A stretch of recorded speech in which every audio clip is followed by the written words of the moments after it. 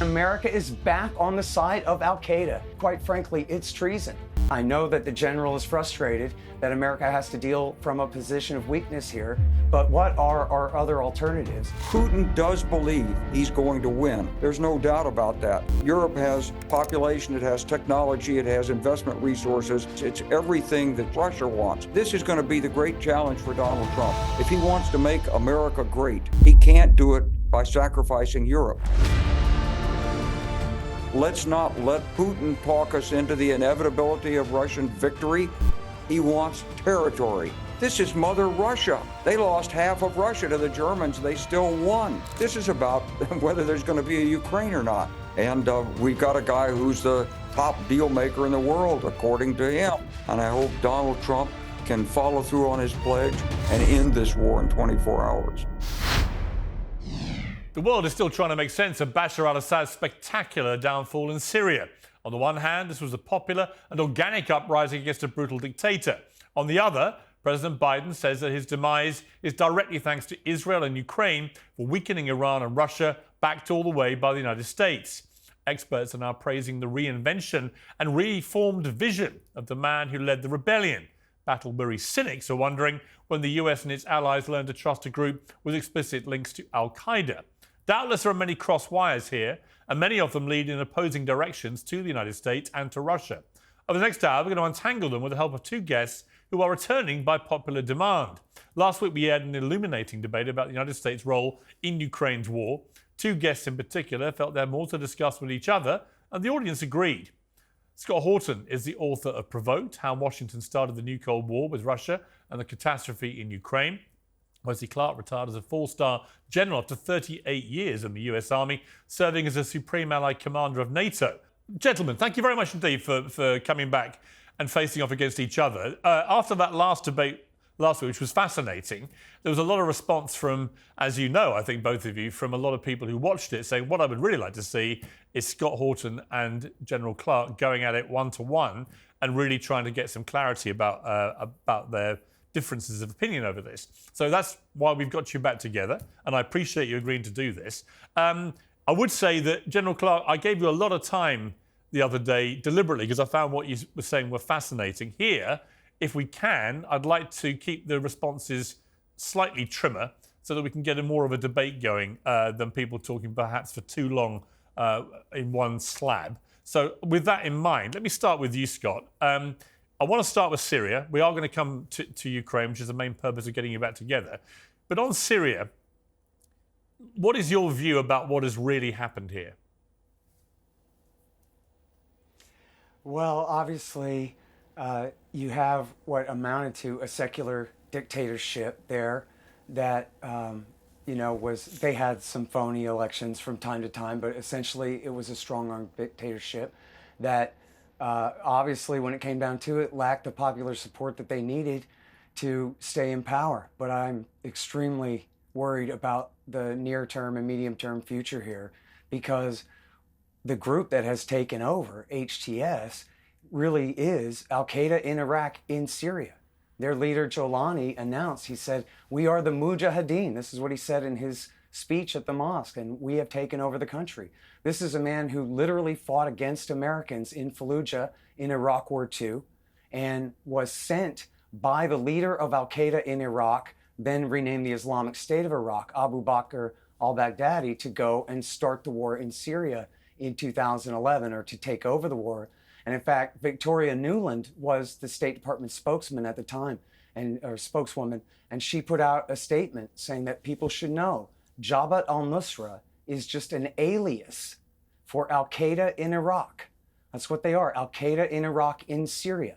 And American and allied support for al-Nusra and the Free Syrian Army and associated groups, Jaish al-Islam and others, back 10 years ago, it backfired because instead of everyone marching west toward Damascus, they went east and they consolidated a state in eastern Syria, and then eventually they conquered all of western Iraq, creating the caliphate and necessitating Iraq War III. Now that was under Baghdadi, who had split from Jolani, and Jolani is now clearly under the public relations care of the West and is taking their advice to moderate his positions. However, he's now in charge of a country full of millions of Shiite Arabs and secular Sunnis, Christians of all different descriptions, and people who are certainly not going to be welcome to help rule the regime with him and may very well be under threat. And it remains to be seen how well he will be able to control his new legions, who truly are Binladinite terrorists, the Mujahideen, in his own words. General Clark, I mean, my understanding of the situation is not too dissimilar to what Scott has just laid out. I mean, this guy who's now running the rebels and taken over is somebody who was part of al-Qaeda.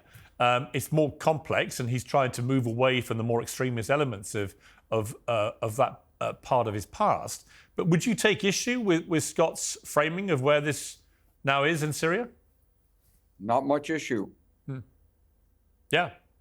But I would tell you this, Piers, that when you're looking at this region, you can never exclude the role of states in the region. They finance the terrorists. Different states finance different groups of terrorists. And ISIS actually had relations, had talked to Turkey and the Kurds before they went into Mosul. At least that's what I'm informed by people in the region who were in a position to know. So these states aren't strangers to this. I see Turkey's hand behind this. President Erdogan, for a long time, has had expanded visions in the region. You know, Syria and Lebanon and Palestine were all under the Ottoman Empire, and Erdogan has ambitions to be a greater stabilizing force in the region. Let's put it that way. And you know, we've used and abused the Kurds for the last 50 years. We used them against Saddam Hussein. We abandoned them. We used them again. We supported them, and now they're at risk again. And we've got U.S. troops in there with them. And there's already fighting. There was fighting between some Turkish-supported Syrian National Army troops and the Syria Democratic Front, which we're supporting. And so this is a really unsettled situation. We just don't know how it's going to turn out. Before I'll say one thing, though, that is good, at least thus far, is that they've said the government of Syria should stay in place and the army should stay in place. And they learned more maybe from our experience in Iraq. But when you're going to go in and take over, you don't immediately destroy all the authority. Right. Who has control of the intelligence? Because this is going to be a lot of score settling here. Yeah, I mean, Scott, a Lebanese friend of mine said to me today, if you look at Iran after the Shah was deposed, if you look at Iraq after Saddam was deposed, if you look at Libya with Gaddafi, if you look at the history in the last few decades of dictators being deposed, or alleged dictators, that the future can often be as bad, if not worse, certainly in the aftermath for a few years. I mean, agreed. Listen, I'd like to go back, Piers, to something that General Clark is probably most famous for in the world, more than even the Serbia war, is his statement from 2002 about a secret plan that he had seen in Donald Rumsfeld's Pentagon to take out 7 countries in 5 years. And that plan, that's the neoconservatives' plan. That's the Wolfowitz, Richard Perle doctrine. And it was based on the thinking of Perle and David Wormser, the clean break strategy from 1996. And what they said, it's a little bit complicated, but what they said was Israel's problem is Hezbollah on their northern border. And what they wanted to do was dump Oslo and take the Palestinian territories. But they couldn't do that as long as they had a threat from Hezbollah on their northern border. And they said the problem is Hezbollah is armed by Iran by way of Syria. And then nonsensically, Piers, they said the way to solve this was to get rid of Saddam Hussein, secular Sunni Saddam Hussein, the roadblock in the Shiite crescent. Get rid of him, and David Wormser and Richard Perle thought that would give Turkey and Jordan dominance over the Iraqi Shia supermajority, and then they would have the Iraqi clergy tell Hezbollah to stop being friends with Iran and be nice with Israel. Well, that didn't work at all. And Iraq War II was a disaster. It put Iran's best friends in power in Baghdad, the Supreme Islamic Council, the Dawa Party, and their great advisor, the Ayatollah Sistani. That's who rules Baghdad now because of Iraq War II. So then they launched a policy, and everyone, I beg you to read this. It's Seymour Hersh in the New Yorker magazine. It's called The Redirection, and it's from 2007. And what it is Khalil Zad and Abrams, two card-carrying neoconservatives, they said, we screwed up. We just put Iran's best friends in power in Baghdad. Now we have to try to make up for that fact by overthrowing Bashar al-Assad in Syria. And this policy was adopted by W. Bush before Barack Obama ever came to town. And if you go back, and I document this in my previous book, Enough Already, if you go back and look at the dawn of the intervention in the Syria war in 2011 and 12, it was the neoconservative war party that puts Israel first, that said, yes, we should support even Binladinites, even after September 11th, even after Iraq War II, where they killed 4,000 of our guys, of the 4,500 who died in Iraq War II, because they hate the Shiites more. They hate Iran, now Baghdad, Damascus, which is Alawite but allied with Iran, of course, and Hezbollah. That's the neoconservatives' enemy, is the Shiite alliance. But it wasn't Hezbollah that knocked our towers down. That was the Binladinites. They weren't sent by Iran, Iraq, or Syria, the axis of evil. They were from our allied states. They hated us because we were too close to Saudi Arabia and Egypt. So here we are. It's America's Sunni alliance versus Iran's Shiite alliance. And America is back on the side of al-Qaeda, and because of the interests of a foreign power. And quite frankly, it's treason. Joe Biden announced he's going to give aid to the new Binladinite government in Damascus now, yesterday. It's incredible, but that's the answer. That's why. Okay. I want to play, out of fairness to General Clark, I want to play the clip that Scott referenced there of you back from 2002. So let's listen to this. Right after 9/11, about 10 days after 9/11, I went through the Pentagon and I saw Secretary Rumsfeld and Deputy Secretary Wolfowitz. I went downstairs just to say hello to some of the people on the Joint Staff who had used to work for me. And one of the generals called me in. He said, "Sir, you got to come in. You got to come in and talk to me a second." I said, "Well, you're too busy." He said, "No." He says, "We've made the decision. We're going to war with Iraq." This was on or about the 20th of September. I said, "We're going to war with Iraq. Why?" He said, "I don't know." He said, "I guess they don't know what else to do." So I said, "Well, did they find some information connecting Saddam to al-Qaeda?" He said, No. He says, "There's nothing new that way. They just made the decision to go to war with Iraq." He said, "I guess it's like we don't know what to do about terrorists, but we got a good military and we can take down governments." And he said, "I guess if the only tool you have is a hammer, every problem has to look like a nail." So I came back to see him a few weeks later, and by that time we were bombing in Afghanistan. I said, "Are we still going to war with Iraq?" And he said, "Oh, it's worse than that." He said, he reached over on his desk, he picked up a piece of paper, and he said, I just got this down from upstairs," meaning the Secretary of Defense's office today, and he said, "This is a memo that describes how we're going to take out 7 countries in 5 years, starting with Iraq and then Syria, Lebanon, Libya, Somalia, Sudan, and finishing off Iran." Now, General Clark, aside from the fact that you have aged extremely well since that clip, given we're 22 years later, so congratulations on your gene pool. When you hear yourself talking then, I mean, you sound almost incredulous about what you were learning there. What do you feel about it?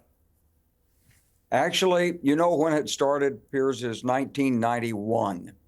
I went in to see Undersecretary Wolfowitz in May of 91. He told me, I said, "You got to be proud of how the troops have done in the Gulf War, right?" He said, "Yeah, but President Bush said they're going to get rid of Saddam." He said, "I don't think that's going to happen." He said, "But we've got maybe 5 to 10 years to get rid of all these old Soviet surrogate countries, governments like Iraq and Syria and Libya and so forth before the next great superpower comes along." I said, 5 to 10 years, we're going to attack them? And he said, well, and then I said, who's the next superpower? Is it China? He said, well, and then he sort of faded off like it's just a Friday afternoon. I don't want to think about it anymore. But they actually put together a plan. They took it apparently to Brent Scowcroft, who was George H. Bush's national security advisor. And General Scowcroft said, let's hold on this until after the election. The election didn't work out for them. They left. I came into the Pentagon in the spring of '94. They said, what's the national security strategy? I said, I don't know, but what about the stuff that Wolfowitz was proposing? Nobody'd ever heard of it.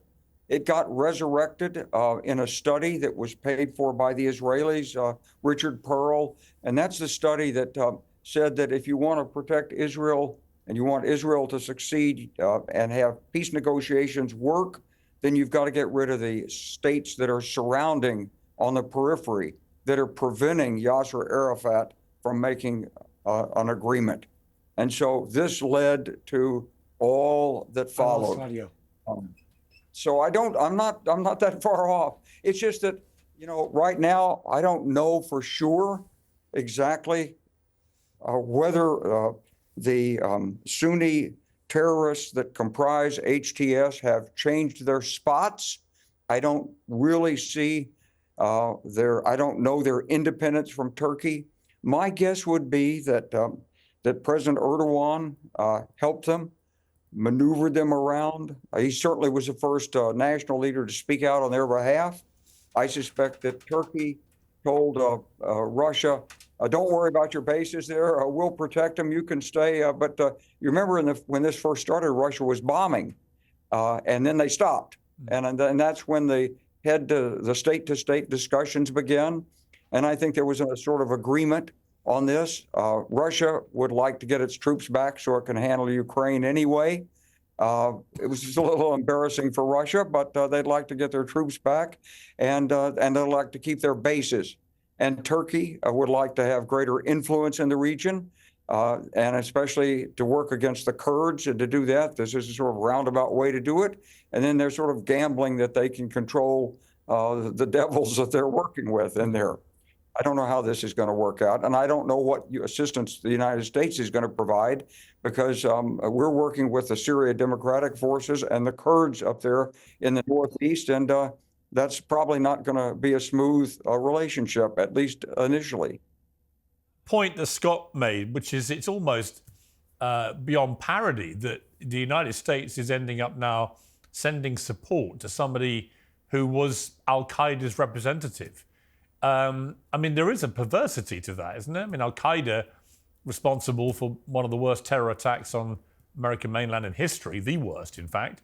And now they're supporting the guy who was one of the key members of that organization? Well, it's not like, yes, it's always difficult. Look, there is Shia terrorism and there's Sunni terrorism.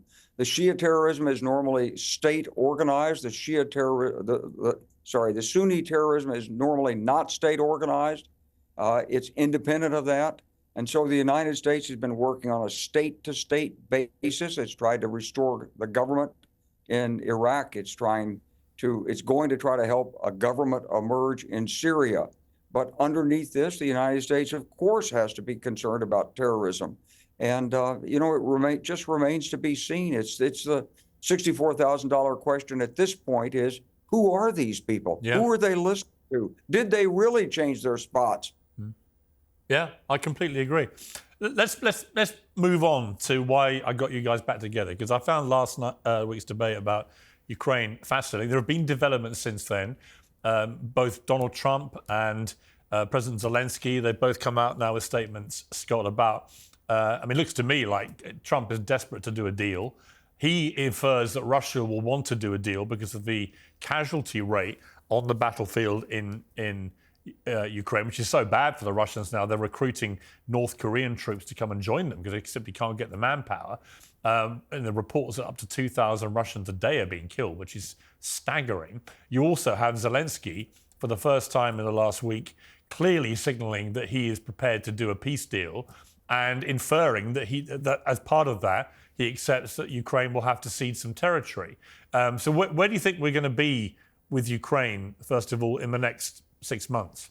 Well, I'm really not sure. I definitely am very pleased to hear Donald Trump insist that we have to have a negotiated solution. Um, all due respect to the general, when we were on last week, Cenk Younger asked, but General, what if Ukraine can't? And General Clark simply dismissed the premise of the question and said, nope, it's the Russians who must be made to fail. But the thing of it is that's really not based in reality. That's like saying, well, the Taliban just can't be allowed to win, or Ho Chi Minh just can't be allowed to win.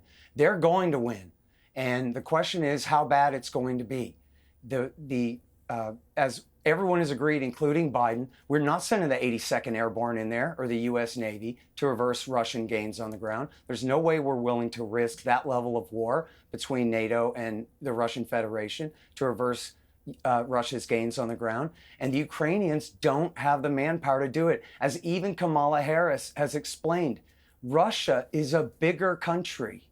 They have more men, and they have not even engaged in a full-scale mobilization yet. They are, for public relations purposes, obviously keeping this a so-called police action, special military operation, not a full-scale war. They could escalate. They could expand conscription and escalate the war terribly.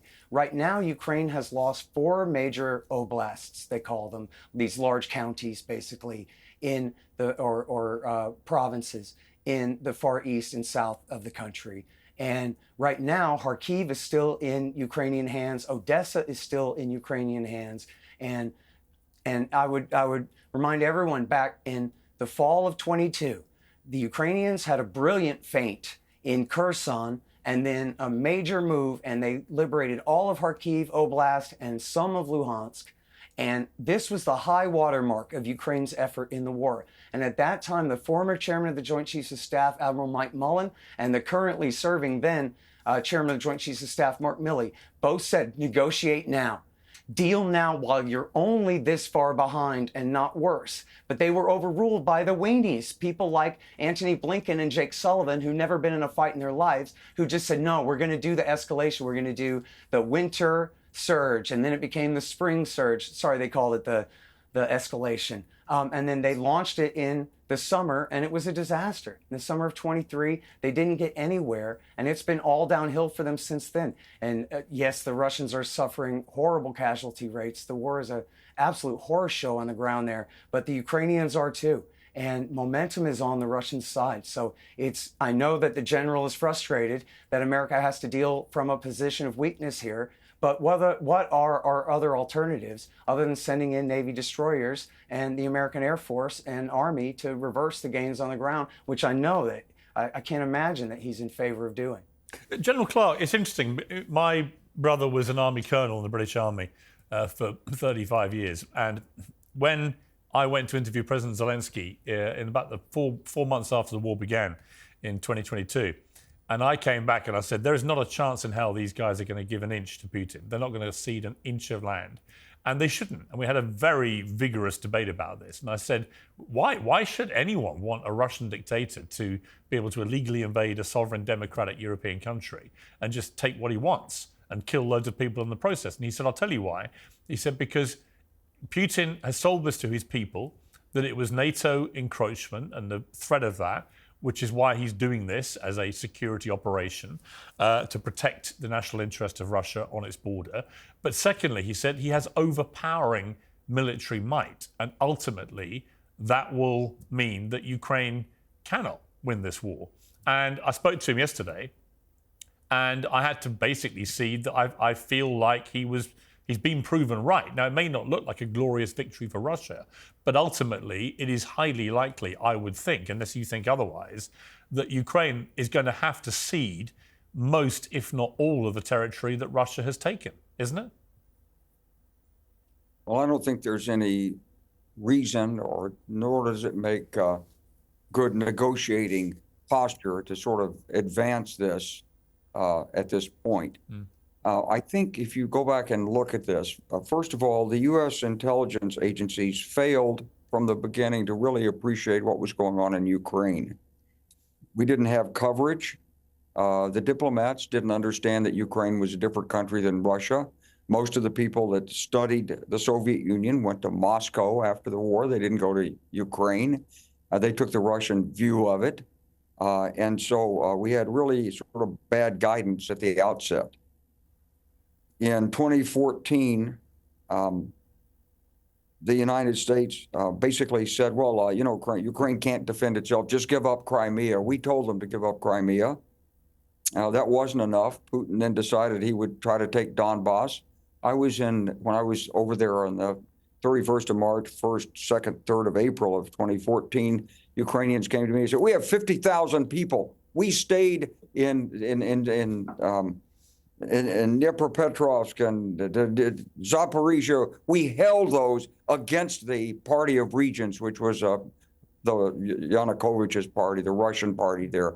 We defended it. We fought for 30 days. We stayed. We wouldn't let them have the administration. So there was a widespread effort. The United States really wasn't engaged in it, didn't understand it, didn't have much to do with it, really. Victoria Nuland sort of spoke out of turn. She got chastised for that. Obama was trying to use Putin to help with Iran. And suddenly this thing, you know, pops up like, what the hell? We had already outsourced our foreign policy in Europe essentially to Angela Merkel. Angela Merkel, you know, in the way the Europeans do, they sort of blunder in, well, let's all get together and share our interests. And of course, Putin is a geostrategist. He's not an economist. He doesn't care about trade. He wants territory. And from the time he became the president in 2000, he wanted to take over the space of the Soviet Union. He still does. So there've been a lot of misestimates, and I wouldn't quote Mike Mullen or Mark Milley, although they're both good men. They weren't there. They weren't on the ground. They didn't see the intensity of the Ukrainians' resistance. As to what happens now, I think there's still determination in Ukraine to stay and fight. This is about whether there's going to be a Ukraine or not. Now, Putin does believe he's going to win. There's no doubt about that. He thinks that, and he's not going to say, oh, okay, I'm ready for negotiations because I've lost a few troops. This is Mother Russia. They lost half of Russia to the Germans. They still won. So he is fully engaged in this. And this is going to be the great challenge for Donald Trump. If he wants to make America great, he can't do it by sacrificing Europe, because Europe is the geostrategic prize that both Russia and China crave. And Europe is there for the Americans right now. Now, you may not want to think in terms of geostrategy. Most Americans don't, but most of the rest of the world does. And so I think when Donald Trump is speaking, and I heard him speak on the last interview he made, and he talked about NATO, he sounds pretty strong. I think he's going to recognize that he's going to have to find a win-win solution out of this. Right. And it can't simply be that we abandon Ukraine. Putin wants all of Eastern Europe back, and he wants the rest of Europe neutralized. And look, Europe has population, it has technology, it has investment resources, it has markets, it's everything that China wants, and it's also what Russia wants, and it wants us. So if you want to be the great leader of the world, to take what's there that we already have. We have to find the ways through this. And so I wouldn't start by saying it's inevitable that Ukraine has to give up half its territory or something like this. Let's let the reinforcing forces go in. Let's not talk defeatism at this stage. Let's not let Putin talk us into the inevitability of Russian victory. It's only inevitable if we believe it's inevitable. And that's all his work. He's got agents and people who will carry his talking points all through the West, every country. And believe me, in every country in Europe, there are people who will say, if Ukraine falls, don't worry about it. Don't worry. We can deal with Putin. He's somebody we can work with. And this whole thing, and that's Putin's plan. He doesn't want a military aggression in Europe. He doesn't want to use nuclear weapons. He's an intelligence guy. He wants it to fall to him, and he's good at it. He's the senior statesman in the world today. He knows what he's doing. So he's gonna dangle opportunities for President Trump. He's gonna make it seem like, well, if you give us Ukraine, I'm sure we can work together against China. Or it's going to be like, if you give up Ukraine, I'm sure we're going to be able to solve the problem of Iran in the Middle East and so forth. He's going to He's playing big picture stuff. It's not just about Ukraine. Ukraine's just a chip on the board as far as Putin is concerned, and we have to think in the same scale. And at the same time, just as Scott's saying, we're worried about terrorists too.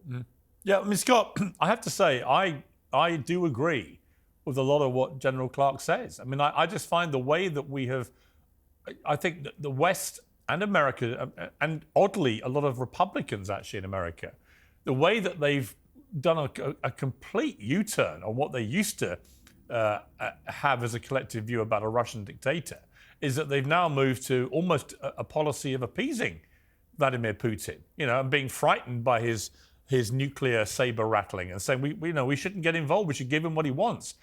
How does that help America's, or the West in general's, national interest? Well, the problem is the general's truncating all the antecedents, and there's a lot to argue about in terms of Putin's motives here. He just wants to retake all of Eastern Europe. Last week, he said he has to go all the way to the Balkans, conquer the former Yugoslavia so he can fight China. I mean, I don't have any idea really why he thinks that, but there's really no reason to think that that's true. I mean, Vladimir Putin essentially is a bureaucrat, not a romantic. He's a technocrat who, as even the last chair of NATO said, he went to war to prevent the encroachment of NATO closer to his borders. And you don't have to agree. The book, again, is called Provoked, not Justified.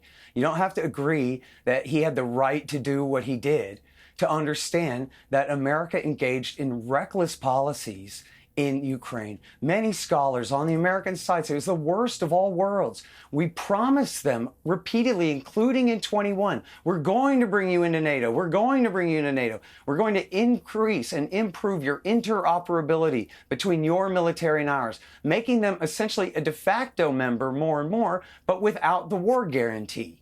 So in other words, just getting them into worse trouble. And there's a great journalist named Zach Dorfman who wrote a series at the beginning of the war based on CIA sources for Yahoo News.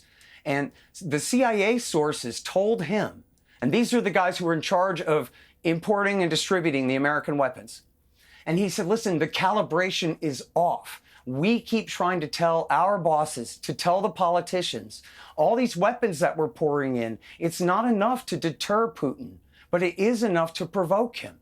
We're essentially putting our friends in a position to get into a terrible fight that then we're not willing to help them truly win. And I have to point out here, Piers, that the general again refused to answer the question about how this is actually supposed to work. As your brother-in-law, the military expert, says, they are overmatched on the battlefield.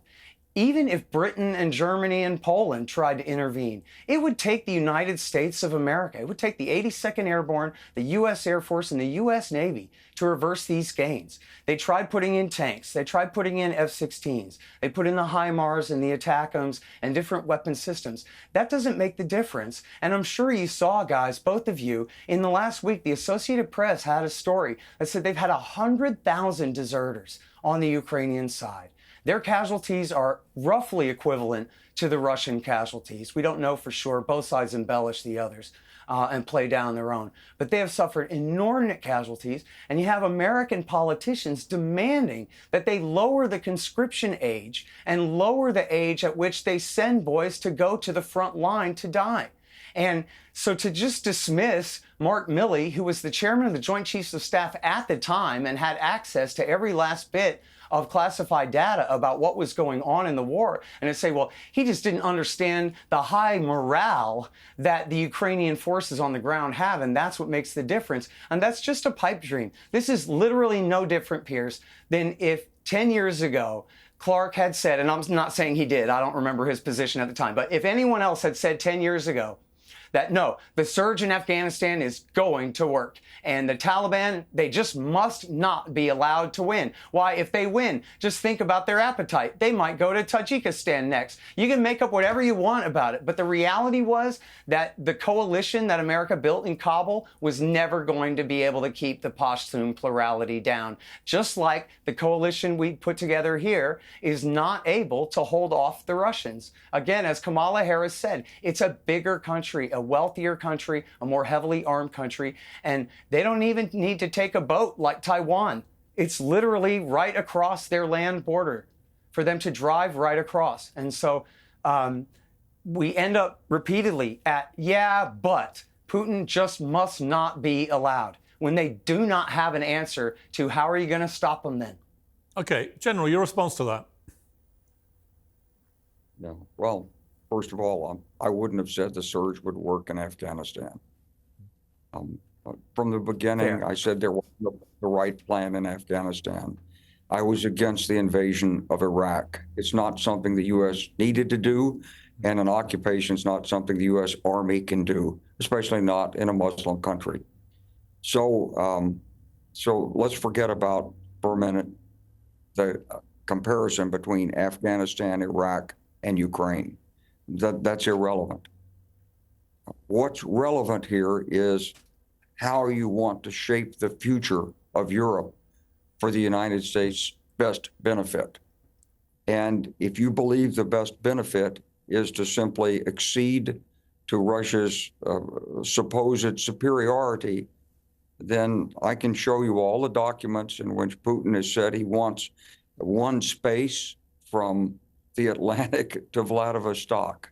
And if you look at the December 2021 documents, he wants the neutralization. He wants NATO rolled back to pre-1997. He wants the countries in Eastern Europe out of NATO. He wants to reestablish control over the Baltics. And as the generals in Moscow told me in 1995, when we were going to put the first NATO force into Bosnia, he said, "You're coming into our part of Europe." And there was never any question about it. And it's not just Putin, it's the way Russia thinks. It's Russian imperialism. So the Balkans is their part of Europe. They're working very hard right now with Mr. Vucic and Dodik in Republika Srpska to cause problems there and make difficulties for the Dayton Peace Agreement, which Richard Holbrooke and our team helped negotiate and bring to a conclusion. And so, yes, they have ambitions. And if you talk to the people in the region, they understand this very well, that it's not just about Ukraine or Moldova or Georgia. Just over the weekend, people from Georgia are calling me and said, you got to help Georgia. I mean, they're taking over. And they've got about 20% of Georgia they occupied after 2008. They move the markers about 100 meters every 6 months or a year in Georgia and challenge the Georgians to resist it. And Georgia wants to be part of the West. That's why there's hundreds of thousands of people demonstrating. And yet, if the West is silent, if we don't use our influence there, yes, Putin will take it. It's not what people want. And so it comes back to, how do you view the role of the United States? Are we a nation that can try to help others reach what we have and what they aspire to? Or are we just an historic anomaly that should shrink back in and say, oh, thank goodness we're protected by two oceans? Because we know those two oceans don't work anymore. They worked for a long time. If you want safety and security, if you want our values, if you want democracy, you have to be able to have a foreign policy that reaches out with all the elements of national power beyond the borders of America. If you want to make America great again, as Donald Trump says he wants to do, he's going to have to face the fact, as H.R. McMaster said the other day, look, it's not just Russia, it's not just Europe, it's Iran, it's North Korea, it's China, it's Russia. They work increasingly closely together to confound and disrupt and reduce America's influence in the world. And that's bad for everyone in this country. I'm sorry about Afghanistan. I'm sorry about Iraq. I'm sorry about all the military men we left over there that died over there, the mistakes that were made by the Pentagon. I wasn't there. If I had been, I think it would have been different. But, you know, most of these mistakes that have been made by politicians. And in the case of Ukraine, President Obama never understood it. He'd outsourced our foreign policy, as I said, to Germany. He was facing toward Asia. They didn't get it. President Biden, I would have counseled, and I tried to counsel publicly, when you meet Putin in Geneva, tell him no. Tell him you're not going to be able to advance.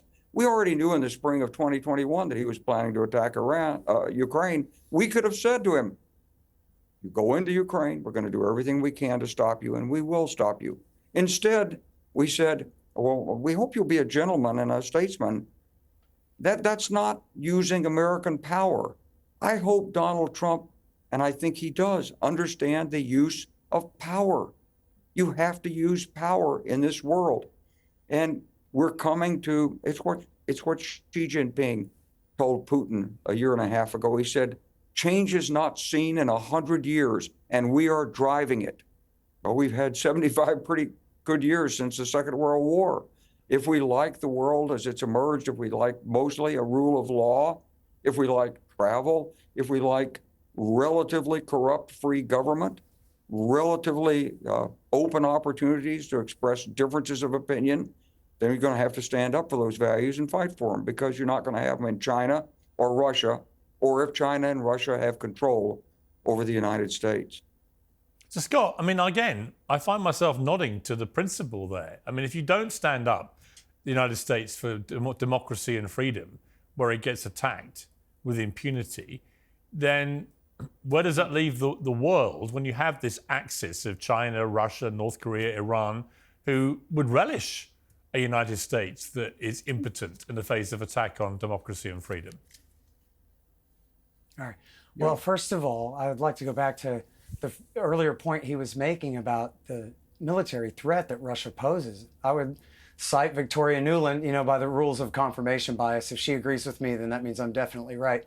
And Victoria Nuland says the current war proves that Russia is a total paper tiger. They're a threat to the eastern and southern 4 provinces of Ukraine, but they can't even take Kiev. The idea that they're going to march on Warsaw, that they're a threat to Berlin, that they're coming for the Baltics and everyone next. You hear Clark use the word like to.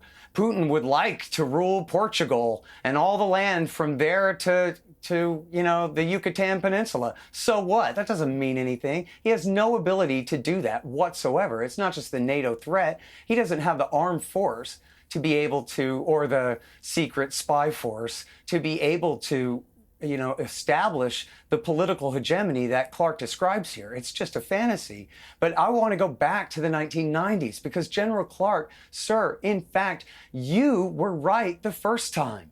In the 1990s, it was not the Secretary of State, it was the Secretary of Defense, William Perry, his chairman of the Joint Chiefs of Staff, John Shalikashvili, and the chief of the CIA's policy planning on the Joint Staff, General Wesley Clark, who tried to push the Partnership for Peace instead of NATO expansion. And it wasn't because, as he implied a week ago, well, it would be a hassle and we're busy at the Pentagon. That's not what it was. It was because I don't know Clark's motivations, and he can explain his own thinking at the time, but Perry and Saakashvili said explicitly that this will be an unnecessary provocation against the Russians. That, of course, they accepted that America is not leaving Europe, all other things being equal, they're staying there. But they said, we have to bring Russia in first. And then, if not into NATO, then into the Partnership for Peace, or the CSCE, or these other organizations that Russia and Ukraine were already members of. That way, yes, of course we want to guarantee, this is them talking, of course we want to guarantee the sovereignty and the protection of Hungary and the Baltics and Poland and all our new Eastern European friends, these newly liberated states from Russia. But we can't do it in a way where we're simply dividing Europe by moving the line further east, but leaving Europe divided, because if it's all ultimately pointed at Russia, then we're going to get a response. And as George Kennan said in his famous interview with Thomas Friedman in the New York Times, he said, I'll tell you exactly what's going to happen. He said, everyone who's telling us now that NATO expansion is just fine and it won't cause a problem with the Russians will react. And when they do, these very same men will tell us, see, that's just how the Russians are. And that's why we need NATO to defend Europe. But you see, as Kennan himself said, this is a self-fulfilling prophecy. We're the ones making it happen. And General Clark and his leaders at the Pentagon knew better. And then it was the weenies. It was Talbot and Lake and Holbrooke who won. And why? Because Holbrooke talks louder, is why they won and got their policy, which ended up being at the detriment of all of us. And Clark said a week ago, no, Clinton was right to overrule me. I didn't know what I was talking about. But here we are in the middle of a horrible war, which is the direct result of Bill Clinton ignoring Secretary Perry's advice. And as I ended last week saying, Perry now says that he regrets that he didn't resign, and he even, you can read it in The Guardian, he even takes full responsibility, personal, full responsibility for what he calls the deterioration of American and Russian relations since that time, because he didn't do every possible thing he could to stop Bill Clinton in his folly. General Clark, is it possible that both things are true at the same time? That Vladimir Putin is a ruthless Russian dictator who, if you give him an inch, will take a mile, but that also NATO was encroaching nearer and nearer to Russian borders, and that Putin would have understandably viewed that as an aggressive maneuver by NATO? In other words, could the two things be right? Well, I think you have to go back to the fall of the Soviet Union and look at things there. And so in the climatic meeting in December of 1991, as Yeltsin said, and to the Belarus, Lukashenko, and to the Ukrainian president, said, who is this Mikhail Sergeyevich to tell us we have to have a union? We are independent countries. We are our own countries. We are Ukraine, Belarus, Russia. What is this union? And so that's how the Soviet Union dissolved. And I've heard this from people who were actually there. That was the discussion. And so I think when you looked at this, what I found in the spring of '94, when I did the first Ukrainian U.S. staff talks, in the summer of '94, I did the first Russian U.S. staff talks. The Russian general said to me, they said, oh, when will your NATO ships be in our port of Riga? I said, well, right now it's not your port. It belongs to a country of Latvia, and that's an independent country. Now, the more you keep asking this question, the sooner those ships will be there, because the people in Eastern Europe were terrified that Russia would come back. And that's why Bill Clinton made the decision.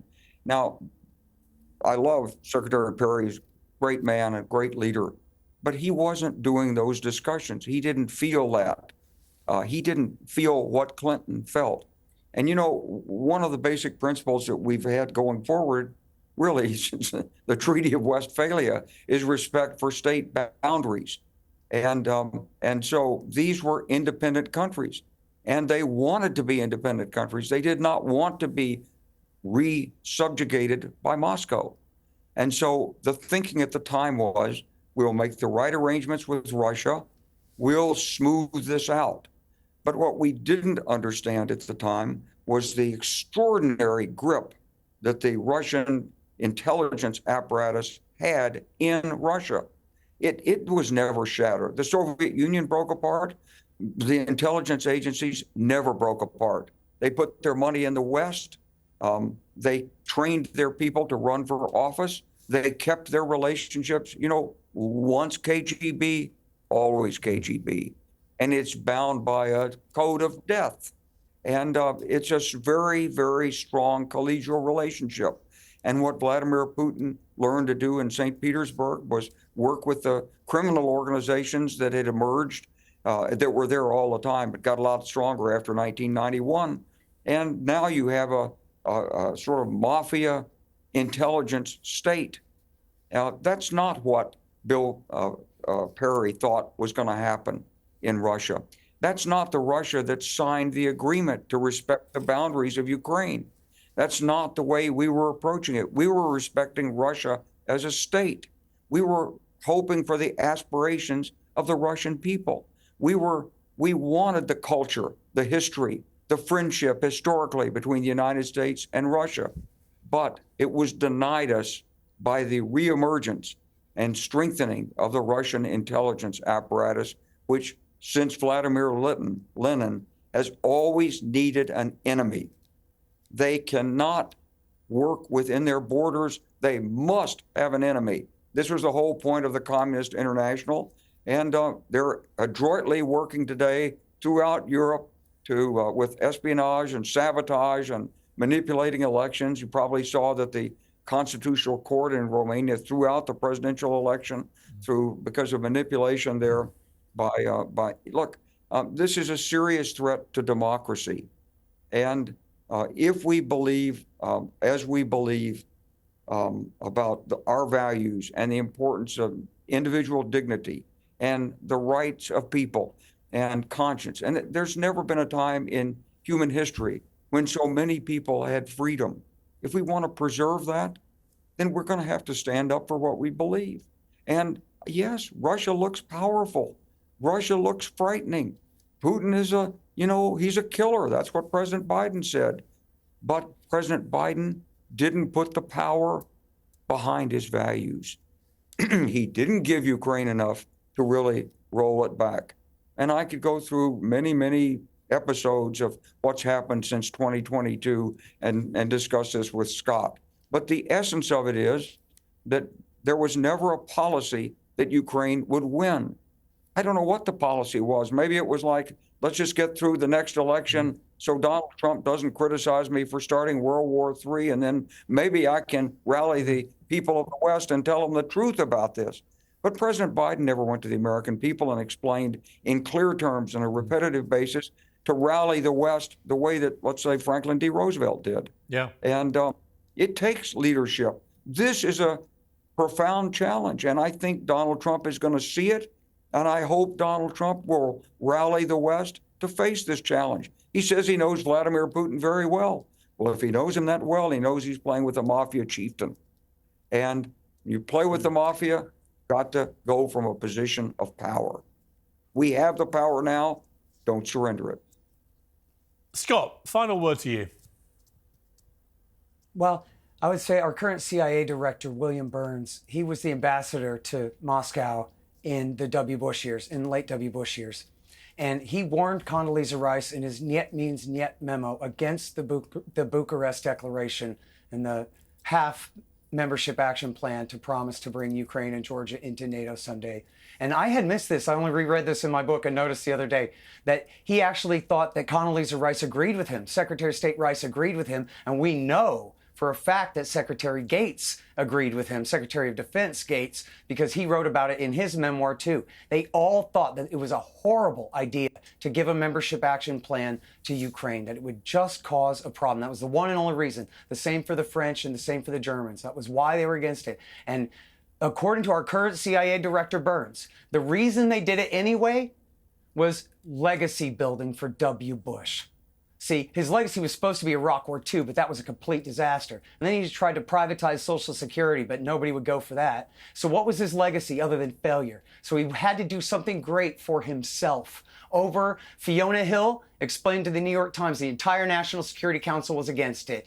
Burns says the entire embassy in Moscow was against it. The Secretary of State and the Secretary of Defense were against it. And the President of France and the Chancellor of Germany were against it, all for one reason: unnecessary provocation against the Russians. And many people, including Kissinger, Brzezinski, Ken Pollock, and all of the all-stars of the Council on Foreign Relations, including some of Brzezinski and Kissinger among the most vociferous of the NATO expanders, even they said, but we need to come up with a special arrangement for Ukraine. We need to give them something like the neutrality that Austria had during the last Cold War, because it's such an important country to Russia, and because, as the general says, so many people in Ukraine, not all of them, but so many want to be out from under Russia. It's such a contentious issue.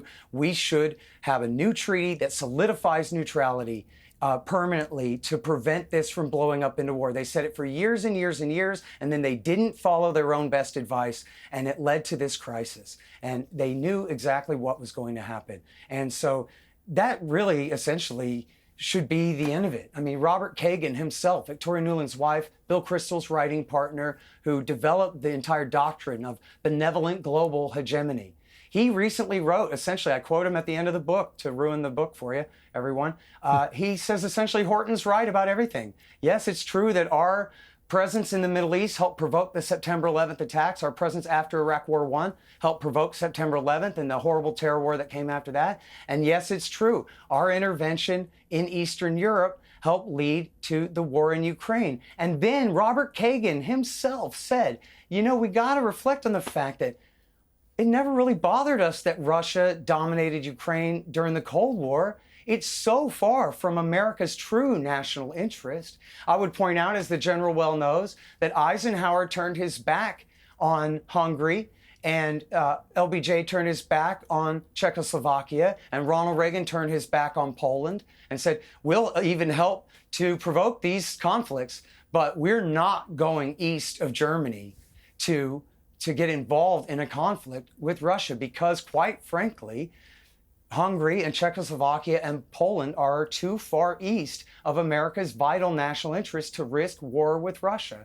Now, obviously, we've moved that line so far east. I guess I would ask the general, should we just give an Article 5 war guarantee to every nation state on the planet, knowing that then no one will dare try to ever attack anyone else again, because then they'll be messing with us? Because obviously that might work until it stops working, in which case we have a lot of war guarantees to fulfill. Okay. And a lot of money to spend when we already have a $36 trillion national debt. Okay. Here. Well, look, out of courtesy to the general, given you've asked a direct question, let me end with the general, give you the last word and answer that question. Well, Piers, I think we can debate all of these issues. This is the first time we've talked about the 2008 invitation, and that's a whole new subject, and that's worthy of a discussion in itself. But the point is this: we are where we are. We've had various failures of policy. We have lots of things we can look at going back, but going forward is what we need to consider. And going forward, we've got to find a way to come out of this preserving Ukraine, preserving the principles of state sovereignty, and we've got to find a way to roll back Putin's aggressive tendencies against the rest of Europe. How we do that, how we do it successfully, how we do it without conflict, well, that requires the genius of leadership.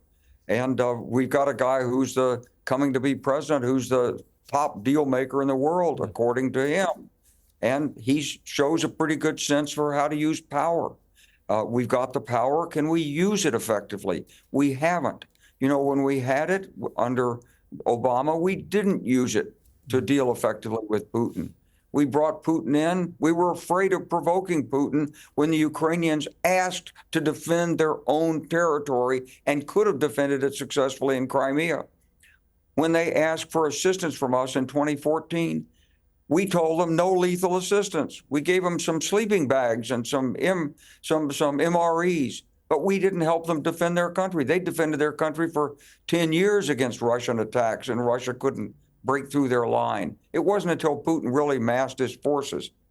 So I think there's every reason to think there's a way forward in this without surrendering either our principles or the people of Ukraine.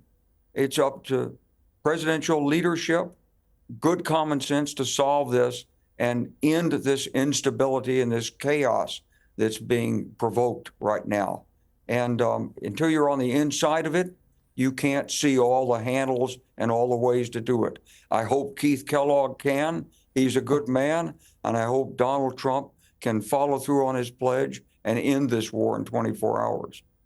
General, thank you very much, and Scott as well. What a courteous and respectful debate. I greatly appreciate the tone that you conducted that. I think viewers watching it will too. I think you agreed actually with a lot more than I thought you might.